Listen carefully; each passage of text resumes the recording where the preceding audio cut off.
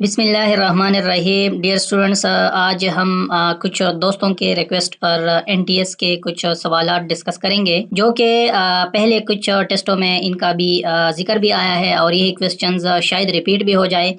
तो इस तरह के क्वेश्चंस को प्रैक्टिस करने के लिए और इस तरह के क्वेश्चंस को समझने के लिए आज हम ये कुछ एमसीक्यूज जो है प्रीवियस टेस्ट के वो डिस्कस कर रहे हैं। तो सबसे पहले एक क्वेश्चन है जिसमें हमसे पूछा गया है कि the sum of three consecutive odd integer is 51, the least number is, यानी तीन ऑड नंबर्स हैं और जिसको अगर आप सम करें तो उससे 51 आता है।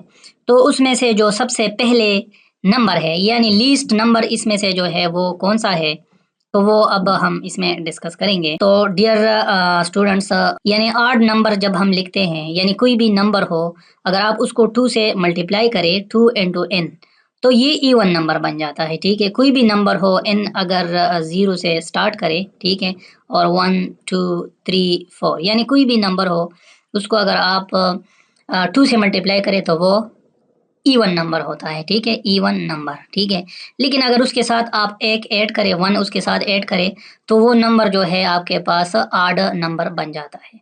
तो आड नंबर के लिए जो जनरल नोटेशन है वो क्या है, 2n+1 है। क्या है जी, वो 2n+1 है। और इवन नंबर के लिए जो जनरल नोटेशन है वो हमारे पास 2 × n है। तो डियर स्टूडेंट्स, हमारे पास अब तीन आड इंटीजर्स हैं और इसने कहा है कि कंसेक्यूटिव आड इंटीजर्स हैं। कंसेक्यूटिव जिस तरह 1 है, 2 है, 3 है, 4 है, 5 है, यानी एक दूसरे के बाद जो नंबर्स आते हैं उसको हम कंसेक्यूटिव कहते हैं। तो इसमें जो कंसेक्यूटिव आड है 1 और 3 आड, ये कंसेक्यूटिव आड है। इसी तरह 5 ये कंसेक्यूटिव आड है। तो ये तीन कंसेक्यूटिव आड इंटीजर्स हैं। लेकिन वो कौन से इंटीजर्स हैं जो जमा करके उससे 13 बनता है। तो इसलिए हम जनरल जो ऑड इंटीजर्स की नोटेशन है उसका सहारा लेंगे। हम कहते हैं कि हमारे पास लेट सपोज एक नंबर जो है वो 2n+1 है। ठीक है, दूसरा नंबर जो है वो हमारे पास 2n+3 है। ठीक है, और चौथा नंबर जो है वो हमारे पास, तीसरा नंबर जो है वो हमारे पास 2n+5 है। ठीक है जी, तो ये हमारे पास ये भी आड नंबर्स हैं।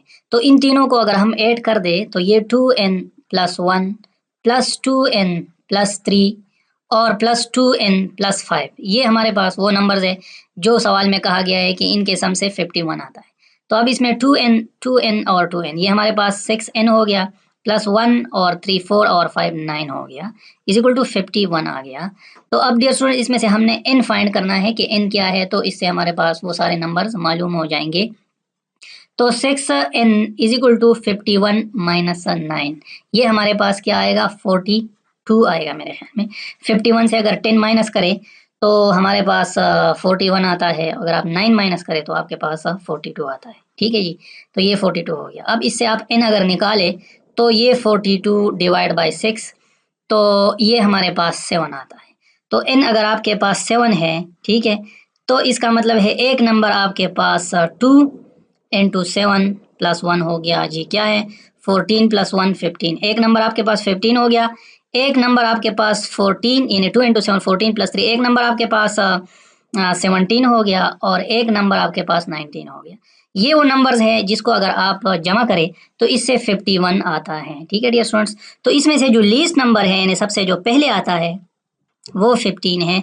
तो इस क्वेश्चन में जो आंसर है वो हमारे पास बी जो है वो करेक्ट है, यानी बी आंसर हमारे पास सही है। तो ये एक क्वेश्चन था, इसको हमने इस तरीके से सॉल्व कर लिया कि आड नंबर्स के लिए हम 2n+1 लिखते हैं। तो जो पहला आड है वो 2n+1 है, उसके बाद जो दूसरा आड है वो 2n+3 है, उसके बाद 2n+5 है, उसके बाद 2n+7 है, उसके बाद 2n+9 है, उसके बाद 2n+11 है। तो हमें तो तीन नंबर्स का कहा गया है, इसलिए हमने तीन नंबर्स जो है वो ऐड करके उसका आंसर 51 लिखा, उससे n मालूम किया और इनको वापस यहाँ पे पुट किया तो हमने वो पहला जो नंबर है वो मालूम कर लिया। तो आई होप ये क्वेश्चन आप लोगों को समझ आया होगा। नेक्स्ट क्वेश्चन की तरफ बढ़ते हैं।